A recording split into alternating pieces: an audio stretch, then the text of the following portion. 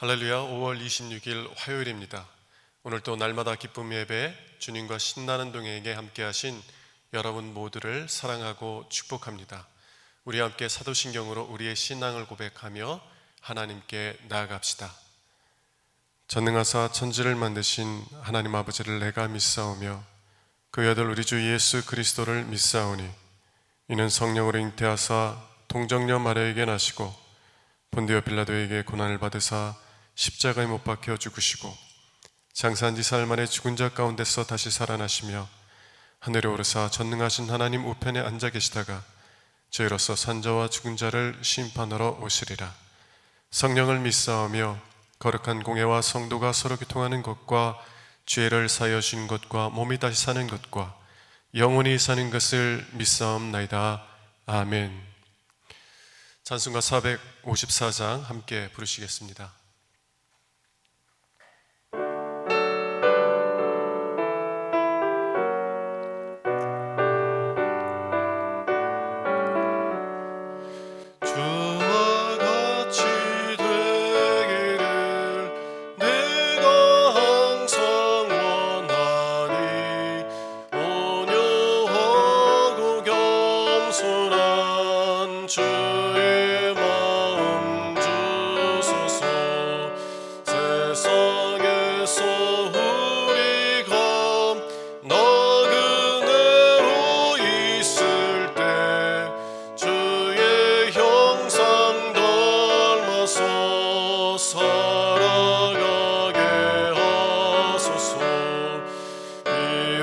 작은 새라도 돌보시는 나의 주 나와 함께 계시어 나를 지켜주소서.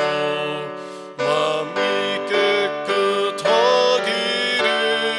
내가 항상 원하니 악한 마음을 살아가게 하소서.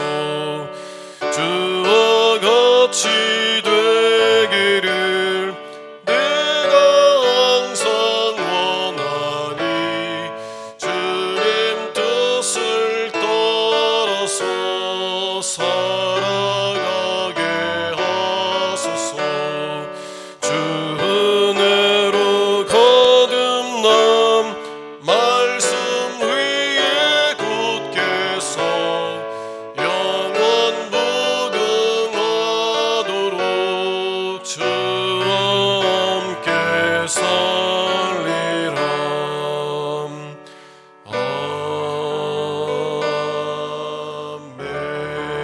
아멘. 이 시간에는 오늘의 기도를 우리 함께 기도하도록 하겠습니다. 참 능력의 주님, 오늘 또 새로운 하루를 주시고 주님의 선하심과 인자하심과 능하심으로 인도하시고 보호하심에 감사드립니다. 복되게 하시고 복이 되게 하심을 감사드립니다. 여전히 세상은 혼란하고 답답합니다. 미래에 대한 온갖 불안함들이 마음과 생각을 어렵게 합니다. 우리의 마음과 생각을 지켜주옵소서. 주님은 부활이시며 생명이시며 이김이 되심을 믿습니다. 환난 날에 나를 부르라 내가 응답하겠다 말씀하셨고 너희를 홀로 두지 않겠다 약속하셨습니다. 그 약속의 말씀을 의지하여 오늘도 담대히 나아가오니 주여 주님과 신나는 동행이 되게 하옵소서. 주님 사랑합니다. 우리의 전부가 되시는 주님의 이름으로 기도드립니다. 아멘. 오늘 주시는 하나님 말씀은 신명기 24장 1절에서 13절 말씀입니다. 사람이 아내를 맞이하여 데려온 후에 그에게 수치되는 일이 있음을 발견하고 그를 기뻐하지 아니하면 이혼 증서를 써서 그의 손에 주고 그를 자기 집에서 내보낼 것이요 그 여자는 그의 집에서 나가서 다른 사람의 아내가 되려니와 그의 둘째 남편도 그를 미워하여 이혼 증서를 써서 그의 손에 주고 그를 자기 집에서 내보냈거나 또는 그를 아내로 맞이한 둘째 남편이 죽었다 하자 그 여자는 이미 몸을 더럽혔은즉 그를 내보낸 전 남편이 그를 다시 아내로 맞이하지 말지니 이 일은 여호와 앞에 가증한 것이라. 너는 내 하나님 여호와께서 내게 기업으로 주시는 땅을 범죄하게 하지 말지니라. 사람이 새로이 아내를 맞이하였으면 그를 군대로 내보내지 말 것이요 아무 직무도 그에게 맡기지 말 것이며 그는 1년 동안 한가하게 집에 있으면서 그가 맞이한 아내를 즐겁게 할지니라. 사람이 맷돌이나 그 의짝을 전당 잡지 말지니 이는 그 생명을 전당 잡음이니라. 사람이 자기 형제 곧 이스라엘 자손 중 한 사람을 유인하여 종으로 삼거나 판 것이 발견되면 그 유인한 자를 죽일지니 이같이 하여 너희 중에서 악을 제할지니라. 너는 나병에 대하여 삼가서 레위 사람 제사장들이 너희에게 가르치는 대로 내가 힘써 다 지켜 행하되 너희는 내가 그들에게 명령한 대로 지켜 행하라. 너희는 애굽에서 나오는 길에서 내 하나님 여호와께서 미리암에게 행하신 일을 기억할지니라. 내 이웃에게 무엇을 구워줄 때 너는 그의 집에 들어가 전당물을 취하지 말고 너는 밖에 서 있고 내게 꾸는 자가 전당물을 밖으로 가지고 나와서 내게 줄 것이며 그가 가난한 자이면 너는 그의 전당물을 가지고 자지 말고 해질 때 그 전당물을 반드시 그에게 돌려줄 것이라. 그리하면 그가 그 옷을 입고 자며 너를 위하여 축복하리니 그 일이 내 하나님 여호와 앞에서 내 공의로움이 되리라. 이는 하나님의 말씀입니다. 아멘. 우리 어린 자녀들은 부모들이 행하는 것을 바라보면서 부모를 닮아가게 됩니다. 하나님의 자녀들도 하나님께서 행하시는 일들을 바라보며 하나님을 닮아가게 됩니다.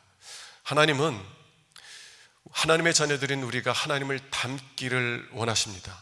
그래서 하나님이 어떠하신 분인지를 보여주세요. 하나님께서 가난한 자와 약한 자들을 긍휼히 여기시는 분이라는 것을 보여주십니다. 그래서 우리도 하나님께서 행하시는 것들을 보며 긍휼의 사람으로 성장해 나가기를 원하시는 것입니다. 여러분, 오늘 말씀을 통하여서 하나님이 어떤 분이신지를 우리가 볼 수 있기를 원합니다. 그리고 그 하나님께서 어떠하신 분인지를 보면서 우리도 우리 하나님 아버지를 닮아가는 은혜가 있기를 주님의 이름으로 축원합니다. 그럼 우리 하나님은 어떤 분이시냐? 첫 번째로 우리 하나님은 사회적 약자를 보호하시는 분이다. 사회의 약자를 보호하시는 분이다 라는 것입니다. 이런 구약시대 때에는 여성들이 사회적 약자였습니다.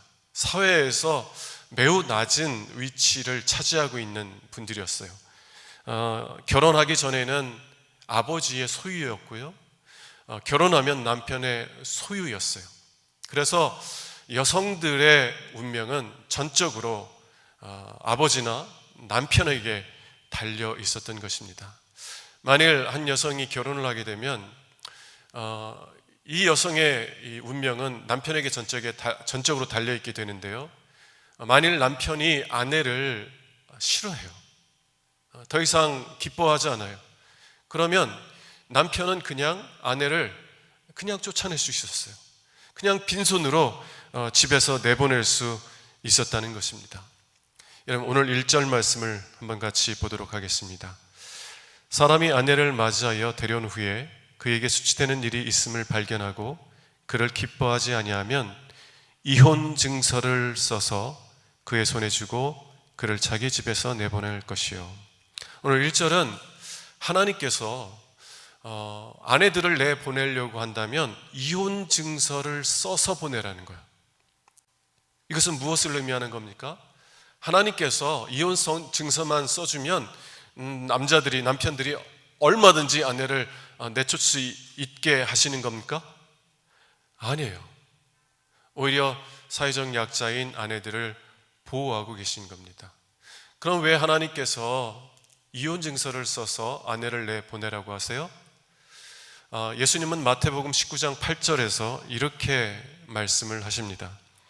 모세가 너의 마음의 완악함 때문에 아내 버림을 허락하였거니와 본래는 그렇지 아니하니라. 여러분, 남편은 아내를 내버리면 안 돼요. 마음에 들지 않는다고 아내를 그냥 그렇게 내버리면 안 되는 것입니다. 그런데 사람들의 마음이, 남자들의 마음이 완악해져서 자기가 싫으면 그냥 아내들을 빈손으로 내어 쫓았다는 거예요. 여러분, 마음의 완악함이라는 것은 무엇을 의미합니까? 완악하다는 것은 단단해져 있다는 거예요. 굳어져 있다는 것을 의미합니다. 그래서 마음의 완악함은 마음이 고집스럽게 굳어 있는 것을 의미해요. 다른 사람이 무슨 말을 하든 듣지 않는 거예요. 내가 하고 싶은 대로 하는 것입니다. 만일 남편이 아내가 싫어집니다. 그러면 어떠한 이유를 대서라도 내보내려고 하는 거예요. 실제로 유대인들, 구약 당시에, 구약 시대의 유대인들은 아내가 밥을 태웠다는 이유로요, 아내들 그냥 쫓아버렸어요. 왜요? 싫으니까.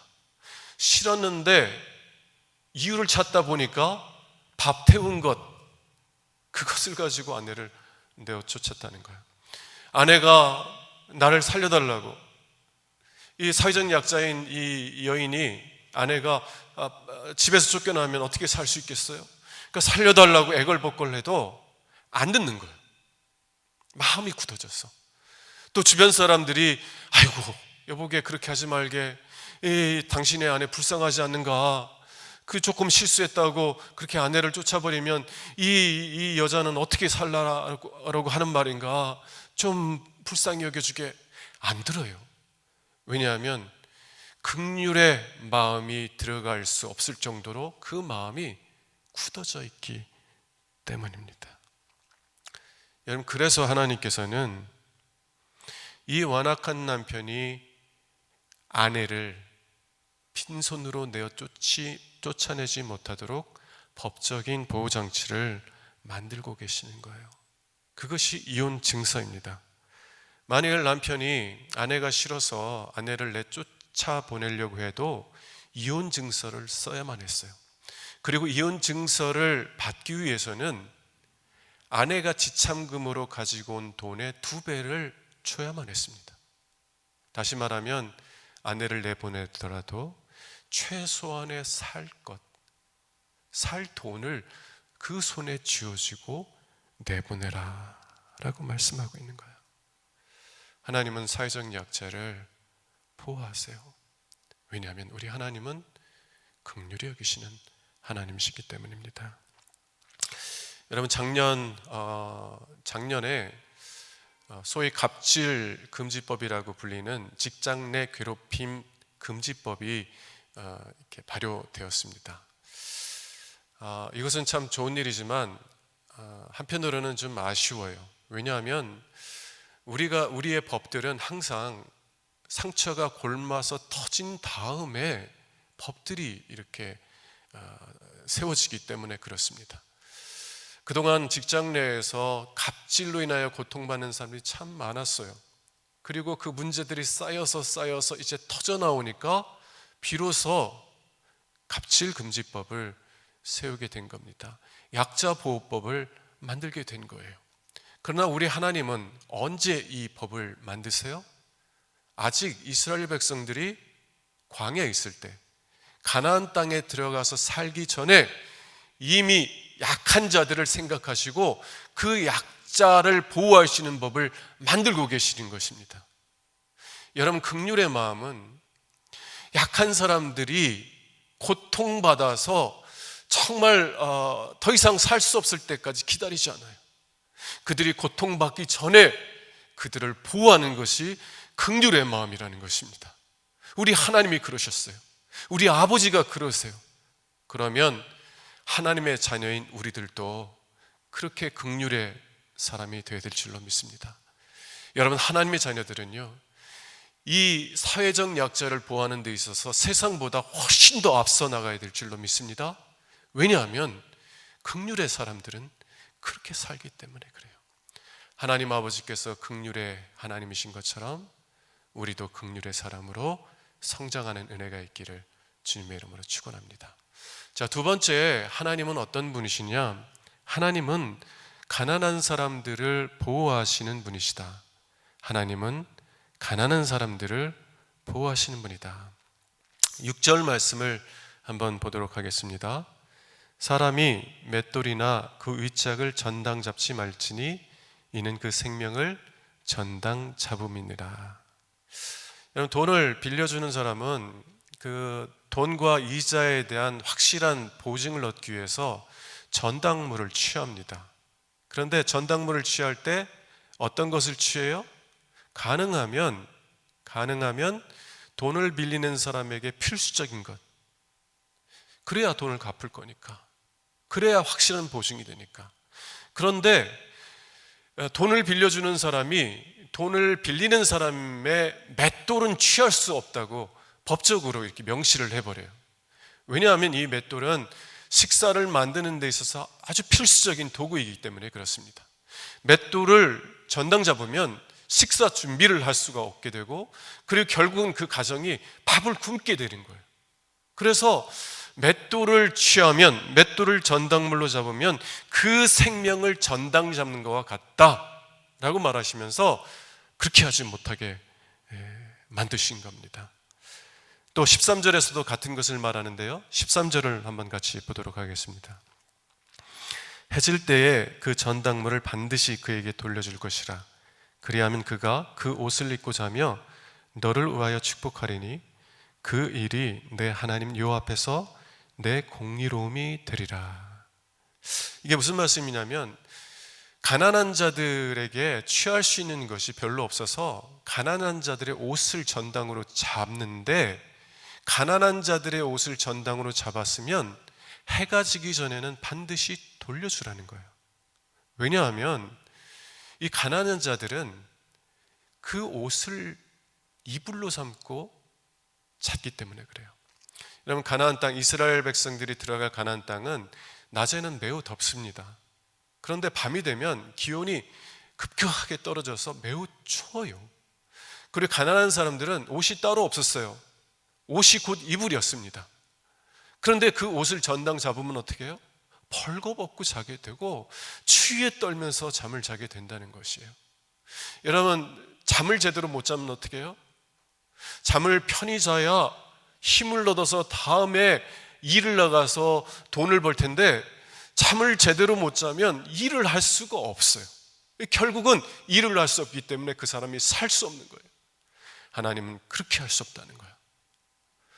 옷을 전당으로 잡았을지라도 해가 지기 전에는 그것을 돌려주라. 하나님께서 말씀하시는 것이 무엇입니까? 가난한 자들에게 전당을 잡더라도, 전당 잡아야만 할지라도 가난한 사람들이 그래도 밥은 먹을 수 있게 해줘야 되고, 그래도 잠은 잘 잘 수 있도록 해줘야 된다는 거예요. 가난한 자들의 최소한의 권리를 보장해 주시고 있는 것입니다. 왜요? 우리 하나님은 긍휼의 하나님이시기 때문에 그렇습니다. 여러분, 하나님의 자녀들은 마땅히 하나님을 닮아가야만 합니다. 우리 하나님은 사회적 약자를 긍휼히 여기시고 가난한 자들을 긍휼히 여기시고, 그래서 그들을 보호하시는 하나님이에요. 여러분, 우리 신앙 공동체 안에 사회적 약자가 있습니까? 또 가난한 분들이 있어요? 세상 사람들은 문제가 터지고 난 다음에 문제를 수습하려고 하지만, 긍휼의 사람들은 먼저 문제가 일어나기 전에 그분들을 섬깁니다. 그들을 보호해요. 왜냐하면 긍휼의 사람들이 그렇게 할 수밖에 없기 때문에 그렇습니다.